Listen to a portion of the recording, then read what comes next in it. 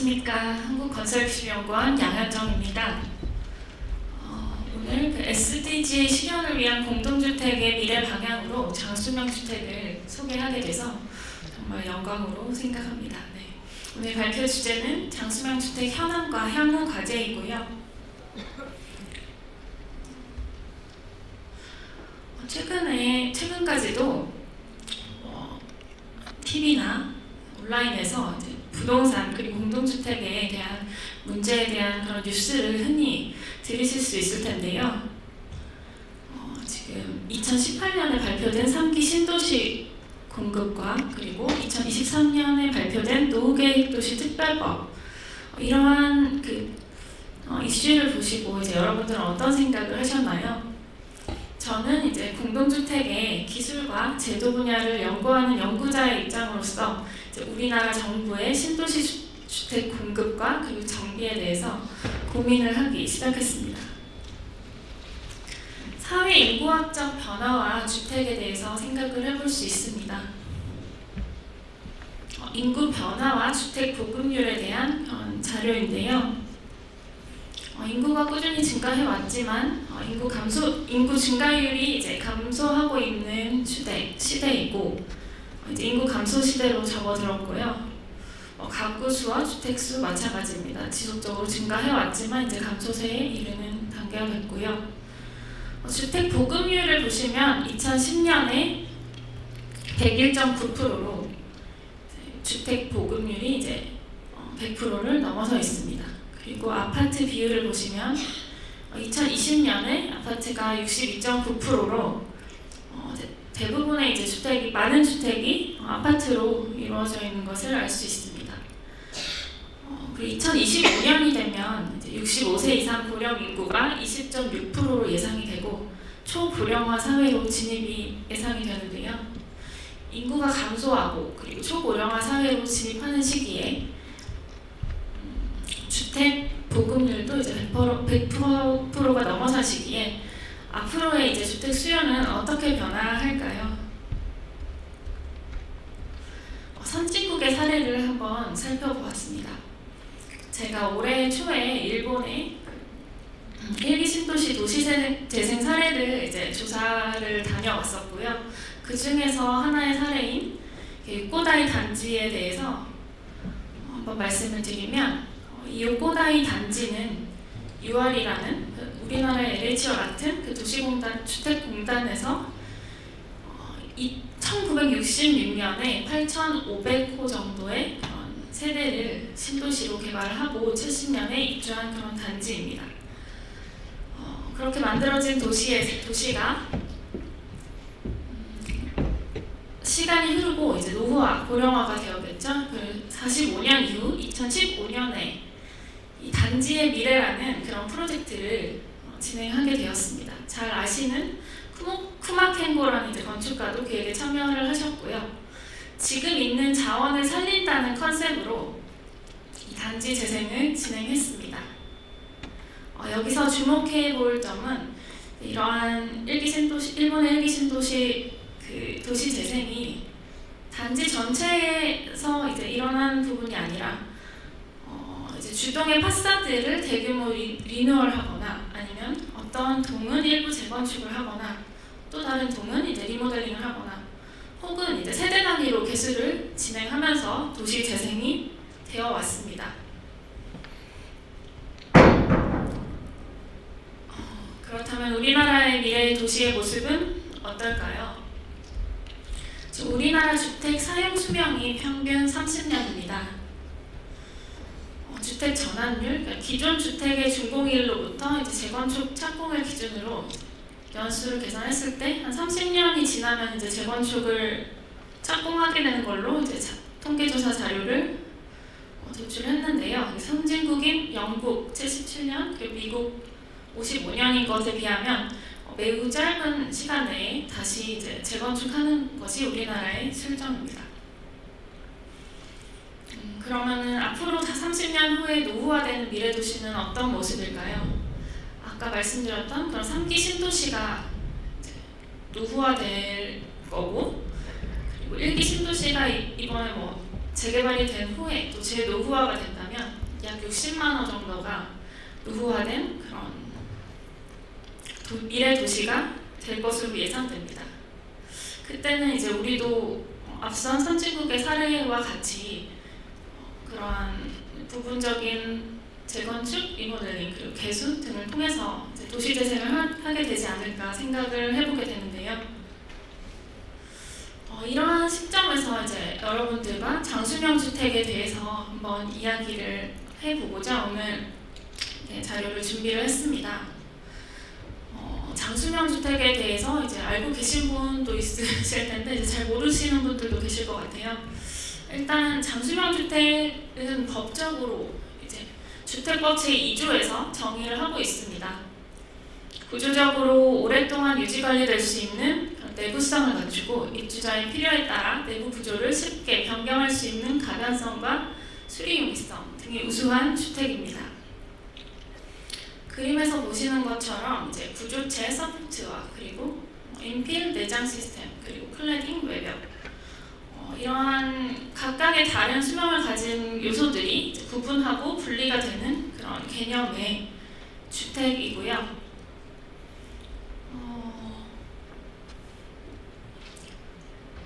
장수명 주택이 왜 필요한지 연구 결과로 이제 정리한 부분을 말씀드리면 첫 번째로 이제 미래 사회의 주택 재고를 양질화할 수 있다. 앞서 말씀드린 그 인구 감소 초고령화 시대의 사회 변화에 다양하게 대응할 수 있는 그런 주택 모델이 될 수 있다는 그런 장점을 가지고 있는 주택이고요. 그리고 두 번째로는 이제 탄소 중립 2050에 동참할 수 있는 그런 주택입니다. 장수명 주택은 재건축 대신 리모델링을 함으로써 이제 내재 에너지 절약을 이제 가져올 수 있고 이제 탄소도 절감을 할 수 있는데요. 그렇게 지속 가능성을 확보할 수 있는 그런 주택이고요. 세 번째로는 이러한 100년 내구성을 바탕으로 혁신 기술을 이제 적용하기에 그런 용이한 주택입니다. 그래서 고품질 주거 성능을 확보하기 위해 필요성이 있고요. 네 번째로는 이러한 장수명화 대응 시스템이 이제 확산될 경우에 건식 부품 그리고 건설 산업 탈현장화를 이룩함으로써 이제 현장 작업의 효율화를 추진하고 탈현장화를 가져올 수 있습니다. 그리고 마지막으로 팬데믹 등 이제 사회 변화의 탄력성을 확보할 수 있는 그런 유연한 공간을 마련할 수 있는 주택이기도 합니다. 말씀드린 것 중에 이제 탄소 저감에 대한 그런 효과를 한번 보시면요. 일반 주택과 장수명 주택을 이제 비교한 모습이고요. 100년간 이제 주택의 수명을 100년으로 봤을 때 일반 주택의 경우에는 재건축을 2회를 진행을 하게 됩니다. 그래서 신축 한 번, 재건축 2번 해서 총 3번 이제 새로운 건물이 지어지고 장수명 주택의 경우에는 신축 한 번에 리모델링 2번을 하게 되고 각각 이제 유지 관리를 하게 되는데 이때 이제 연구 결과로 도출된 내용에 의하면 이제 장수명 주택은 비장수명 일반 주택 대비 탄소를 약 25% 감축할 수 있는 그런 결과가 도출되었습니다. 그래서 신도시 200만 호를 장수명 주택으로 공급할 경우에 연간 서울 면적의 산림 면적을 이제 세이브할 수 있다 이런 결과를 도출을 했습니다. 장수명 주택 인증 기준과 인증 현황인데요. 장수명 주택은 국가에서 이제 법적으로 정의하고 있고 공동주택의 건설 시에 1000세대 이상의 경우에 이제 사전 심의에서 필수적으로 인증을 받게 함으로써 국가적으로 이제 유도하려고 하는 그런 정책을 가지고 있는 그런 주택입니다. 장수명 주택 인증 제도는 이제 이렇게 내구성, 가변성, 수리 용이성 세 가지 이제 성능별로 이제 평가를 하도록 되어 있고요. 각 성능별 평가 점수의 합계를 합계를 가지고 이제 등급별로 지금 50, 60, 80, 90 이렇게 일반, 양호, 우수, 최우수 등급을 인증을 받을 수 있습니다. 이때 우수, 최우수 등급의 경우에는 건폐율, 용적률, 인센티브를 115%까지 지자체 조례에 따라 제공하고 있는 그런 상황입니다. 이렇게 국가적으로 이제 유도를 하고 있지만 장수명 주택 인증 현황 자료를 한번 살펴보시면 제도가 만들어지고 나서부터 이제 쭉 인증을 받은 현황 자료입니다. 2022년 11월까지 자료이고요. 전체 이제 1053단지에서 단지 중에 이제 1042단지만이 단지가 이제 일반 등급을 이제 취득을 했고 11개의 그런 단지만이 양호 등급을 획득을 했습니다. 이 양호 등급 11개의 단지의 경우에도 이제 공공 부분에서 좀 선도 사업으로 진행하는 경우가 대부분이고 이제 하나의 이제 민간 사례가 있는데 그 내용은 이따 뒤에서 다시 말씀을 드리려고 하고요. 이렇게 이제 일반 등급만을 인증 획득했다는 것은 이제 어떤 의미인지 이 등급별 장수명 주택 보급 모델을 보셨을 때 일반, 양호, 우수, 최우수 이렇게 4가지 등급이 있는데 일반 등급의 경우에는 이제 기존의 벽식 구조로 지어져도 이제 가변성 벽식 구조로 지어도 인증을 받을 수가 있고 일부의 그 설비 분리 항목 등만 달성을 하면 이제 받을 수 있는 비장수명 주택과 거의 유사한 수준이라고 보시면 됩니다. 모두들 이제 받고 있는 일반 등급 인증은 각각 항목마다 법적 기준을 만족시키는 수준으로 일반 주택과 그냥 유사하다고 생각을 하시면 되는데요. 이렇게 국가에서 유도를 했지만 장수명 주택은 일반과 유사한 수준에 머무르는 그런 현황을 알 수 있습니다. 이렇게 앞서서 이제 장수명 주택의 장점들을 말씀드렸는데 자유롭게 이제 가변이 가능하고 수리가 용이하고 그런 부분들이 달성되기 위해서는 이렇게 좀 양호, 우수, 최우수 등급까지 좀 건설이 되어야 그런 부분들이 실현되는 그런 상황입니다. 그러면 해외 상황은 어떨까요? 네. 우리나라에서는 이제 장수명 주택이라는 용어를 사용하고 있는데 장수명 주택은 이제 여러분들이 오픈 빌딩이라는 단어를 아실 거예요. 1960년대 네덜란드에서 하브라켄이 오픈 빌딩의 이제 이념에 대해서 이제 선언을 했고 그 이후에 각국 미국, 유럽, 네덜란드 포함, 일본, 홍콩, 싱가포르 등의 이제 나라에서 그런 그 오픈된 건물의 개념에 대해서 지속적으로 이제 실험하고 이제 연구하고 계속 발전시켜온 그런 오픈 빌딩의 개념이 이제 장수명 주택이라고 생각하시면 됩니다. 국외의 경우에는 이제 공동주택의 부분에서 이제 오픈 빌딩을 얘기하는 것은 이제 특별한 이야기가 아니게 되었어요. 이미 이제 그런 부분들이 다 정착화되었기 때문에 특별한 이제 이슈로 제기되고 있지 않지만 우리나라는 아직까지 이제 연구를 하고 있는 그런 상황이고요.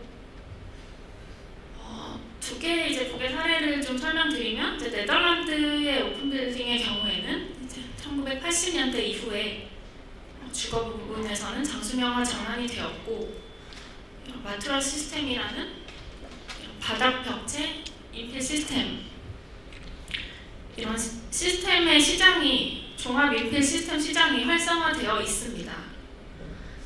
그리고 이제 최근까지도 다시 이제 선언을 한 모습을 볼 수 있습니다. 지속 가능성 관점에서 2021년에 이런 오픈 빌딩의 선언을 했고요. 그 탄소 저감 관점에서 우리의 SDG 관점과 동일한 관점에서 이렇게 선언을 했습니다.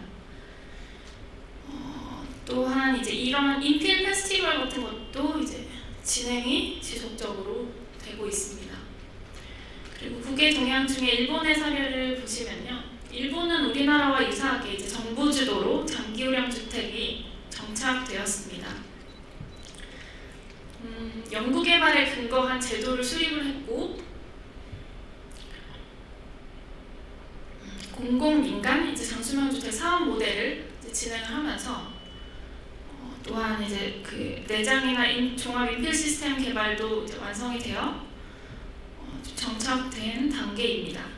그 오사카 가스의 넥스트 21이라는 그런 장수명 실험 주택이 건설되고 이제 기술 개발이 진행되었는데, 현재까지도 이제 리빙랩으로서 이제 거주 실험을 진행을 하고 있습니다. 이 장수명 주택이 이제 이런 가변이나 변화가 용이한 그런 주택이기 때문에 가능한 일이라고 생각이 되는데요. 일본은 이제 단독 주택이 많은 부분을 차지하고 있는데, 일본의 레디메이드 집이나 주문 주택, 다들 브랜드 주택이에요. 무인양품의 레디메이드 집이 있고, 그리고 세키스이 하우스의 주문 주택이라는 것이 있는데, 집 자체가 부품화되어서 이제 전시가 되어 있고, 개인 맞춤형 주문을 해서 이제 제작을 할 수 있는 그런 주택입니다. 일본의 이제 거품 붕괴 이후 2004년에 이제 내놓은 그 프리패브 공법의 주택인데, 아직까지도 이제 쭉 이제 산업이 활성화되고 있는 그런 추세입니다. 그러면 우리나라의 현황에 대해서 다시 한번 이제 말씀을 드리려고 합니다. 우리나라는 이렇게 국가 R&D로 이 장수명 주택에 대해서 지속적으로 추진을 해왔습니다.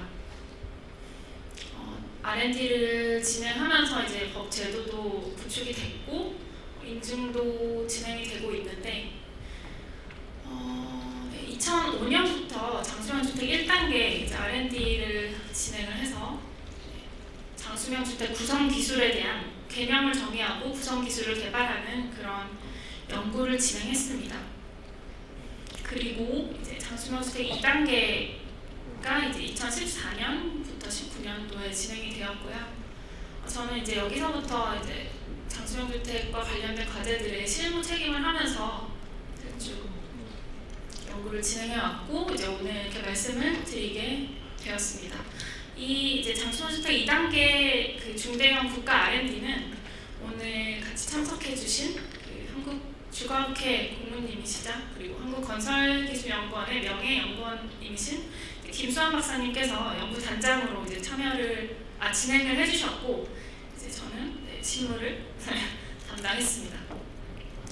2단계 이제 1단계에서 기반을 구축을 하고 제도를 만들었으면 2단계로 넘어와서 이제 본격적으로 이제 장수명 주택을 보급하기 위해서 이제 기술 개발을 하고 비용과 제도를 실증을 하였습니다.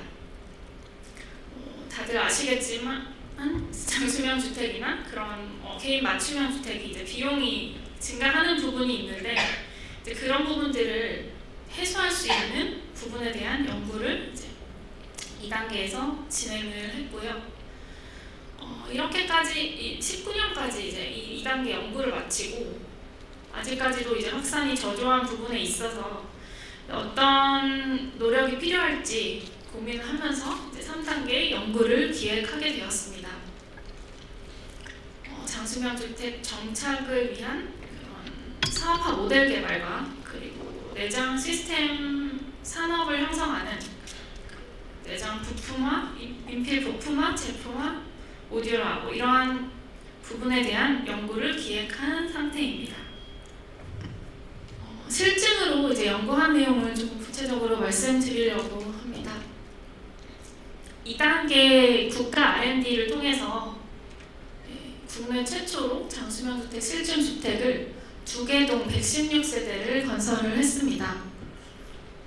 세종시에 위치하고 있고요. 가온마을 9단지 중에 2개동만 이제 장수명 양호, 우수, 최우수 등급으로 이제 116개 세대를 이제 건설을 했습니다. 2019년에 이제 준공을 했고요. 시범 세대로 6가구를 이제 홍보를 하고 있기도 합니다. 실증 결과를 보시면요, 이제 기술 비용 제도에 대한 실증을 했는데 비용적인 측면에서 이제 장수명 주택은 비장수명 대비 양호 등급이 103% 수준, 그리고 우수 최우수 등급이 106% 수준으로 일반 주택에 비해서는 약간 그 비용이 높은 결과가 나왔습니다. 그리고 이제 LCC 부분에서는 이제 많이 감소하는, 약 20%까지 감소하는 걸로 이제 결과가 나왔고요. 기술적인 측면에서는 이제 보급 모델과 비용 절감 기술 등을 이제 실현하고 이제 시공성을 검증했습니다. 이때 일부 성능 항목들인 이제 층간 소음이나 설비 소음 부분들이 이제 벽식 구조 대비 조금 우수하게 나왔던 그런 결과도 있었습니다. 유형별 인피 기술이 제시되었으나 좀 더 다양한 그 제품 개발이 필요하다는 그런 이제 최종적 결론이 있었고요. 그 제도적으로는 이제 지어보고 이제 비용도 검토해봤을 때 층고 향상이나 비용 증가 등으로 인한 그런 확대 어려움이 아직까지 있고 사회적인 기여를 고려할 때 제도적인 지원이 필요하다는 그런 결과를 얻었습니다. 국가적으로 추진한 사업 외에 이제 민간에서 양호 등급 단지를 이제 인증을 하게 되고 건설하게 된 사례가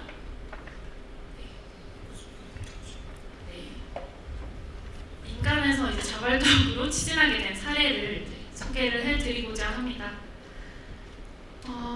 경기도 용인시에 건설된 단지입니다. 2021년 6월에 준공된 단지이고요. 1187세대가 양호 등급으로 준공을 하게 되었습니다. 어떻게 이제 인증을 받게 되었는지 히스토리를 들어보면 우선 이제 리모델링이 용이한 공동주택 기준을 적용해서 이제 용적률을 완화를 받았습니다. 이때 건축 심의 의견으로 이러한 수준이면 이제 장수명 주택 우수 등급을 이제 받을 수 있겠다라는 그런 의견으로 인증을 이제 우수 등급을 받게 되었고요. 실제로는 이제 양호 등급으로 건설을 하게 되었습니다. 민간에서 이제 자발적으로 시공한 결과를 이제 검토해봤을 때는 역시 동일한 의견이었습니다. 그 현행법 기준의 우수 등급부터인 그런 인센티브가 지금 작용을 하지 않고 있다는 점이 이제 검증이 되었고요. 그리고 또 높은 등급을 받기 위해서는 용적률이 더더욱 높아지는 그런 항목들을 적용할 수밖에 없다라는 그런 결과가 있었고, 또 다른 인증과 비교했을 때 이제 인증제도의 개선점이 필요하다는 결과가 있었습니다.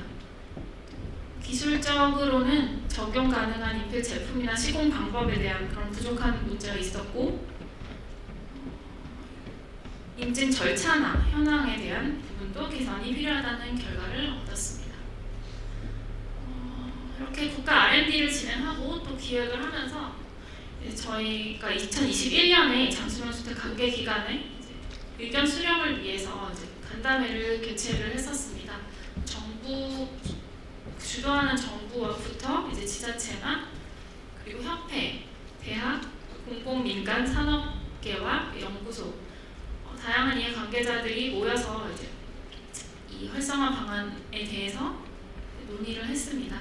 그때 각각의 입장에서 이제 의견은 달랐지만 우리나라의 이제 미래 공동주택이 이제 장수명화되고 고품질의 성능을 가져야 된다는 그런 의견은 동일하게 이제 모아졌었습니다. 그런 결과를 바탕으로 장수명 주택의 활성화를 위한 방안으로 이제 내놓은 것이 기술 개발을 지속하고 그리고 지원 제도를 좀 현실화하는 그런 부분인데요. 장수명 주택 보급 목표를 우선 우선 설정을 하고, 예를 들어서 뭐 양호 등급을 몇만 호 이상 건설을 한다던가, 목표를 설정한 이후에 그를 위한 좀 더 부족했던 이제 사업 모델 개발과 그리고 부품화 기술 개발, 그리고 플랫폼과 실증 사업, 그리고 또 리빙랩 추진, 이러한 부분들의 기술을 더 개발하고, 지원 제도 역시 이제 좀 일부는 좀 의무화를 3기 신도시 등에 이제 의무화를 한다거나, 의무화 대상을 확대한다거나, 또 인센티브를 현실화한다거나 하는 그런 지원 제도의 현실화에 대한 의견을 도출해냈습니다. 이렇게 국외 사례와 다시 한번 비교해봤을 때도 이제 일본이 이제 장수명 주택을 정착시킨 그런 과정인데요. 이쯤에서 이제 장수명화 기술이 일본이 완성이 되었다면 우리는 아직까지 좀 더 이제 다양한 공공 민간의 모델과 또한 이제 그 인필 시스템 제품이 부족하기 때문에 지속적으로 이제 국가의 주도와 그리고 자발적인 기술 개발로 인해서 이제 좀 더 다음 단계로 넘어가야 되는 그런 상황으로 보여집니다.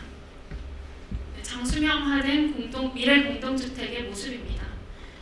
일반 아파트의 모습이고요. 가장 왼쪽에 있는 것이 동일한 평면, 그리고 평면 변경이 불가하고 이제 수리 용기도 어려운 이런 일반 주택이죠.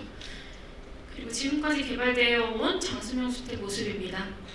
리모델링 시에 평면 변경이 가능하고 노출, 배관 및 배선은 이제 수리가 좀 더 용이해졌습니다. 그리고 앞으로 한 단계 더 나아간다면 신장수명 주택은 일상생활에서 이제 수시로 이제 평면이 변경이 가능해지고, 또한 물 사용 공간이었던 욕실, 주방도 자유롭게 좀 이동이 되고, 그리고 이제 이런 내장들은 부품화되어서 공장 생산되고 현장 조립되고 거주자가 자유롭게 시공, 수리할 수 있는 그런 모습까지 기대해 볼 수 있습니다. 마지막으로 이제 장수명 주택 미래주택관을 하나 더 소개해 드리려고 합니다. 2단계 국가 R&D에서 이제 장수명 주택 최고 기술 실현하는 그런 목적으로 이제 한국건설기술연구원 내에 실험주택을 하나 만들었고요.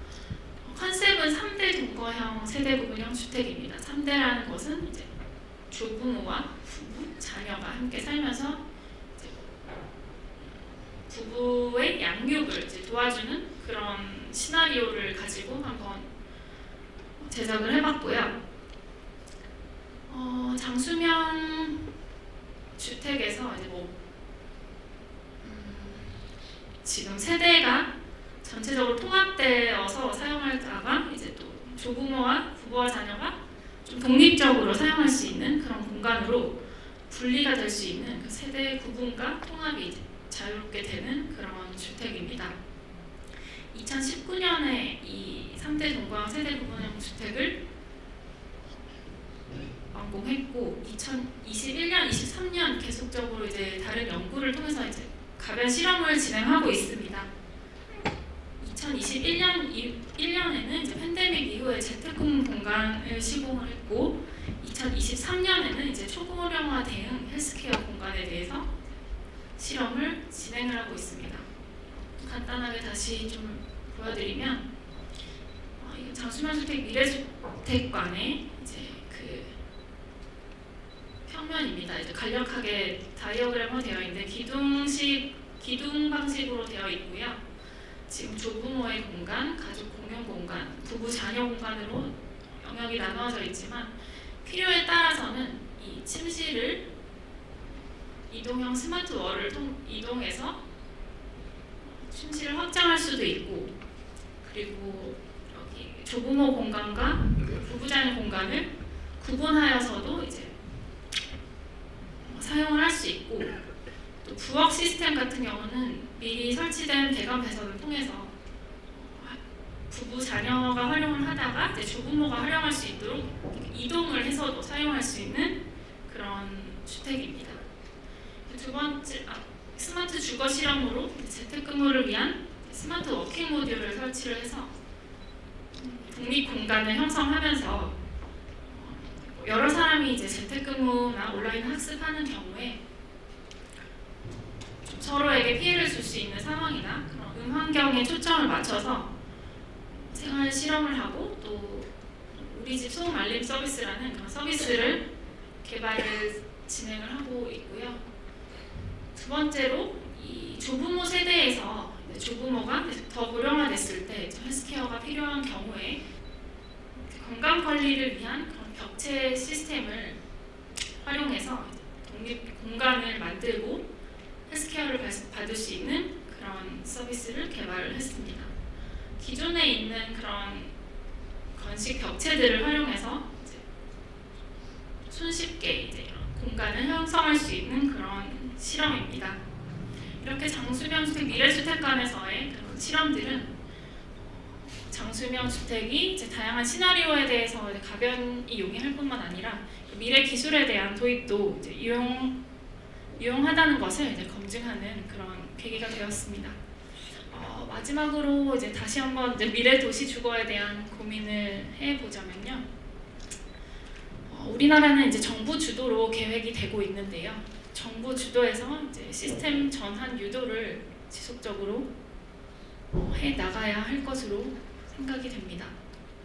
그리고 이제 정부 주도의 계획이 있지만 이제 공공 민간 건설사들, 기업에서도 이제 자발적으로 우수 기술을 개발을 해 나가면서 이제 선도를 하는 것이 또 필요하다고 생각이 됩니다.